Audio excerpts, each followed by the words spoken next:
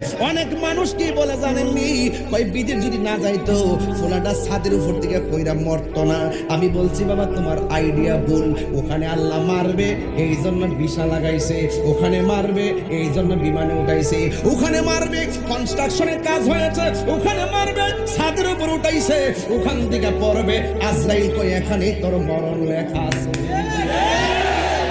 একটা বাচ্চা পানির মধ্যে পড়ে মারা গেলে ওই মহিলারা দমক দিয়া কয়, তুমি যদি ঘরে থাকতা বাচ্চারা পানি পড়ে মরতো না।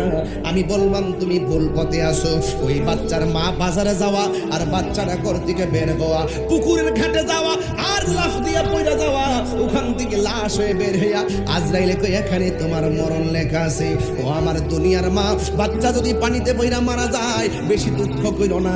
আমার নবী বলে বাচ্চা যারা পানিতে পড়ে মারা যায়, পানিতে বইরা মারা গেলে আমার আল্লাহ রাব্বুল আলামিন তার মরণটাকে শহীদের খাতায় লেখা দেয়।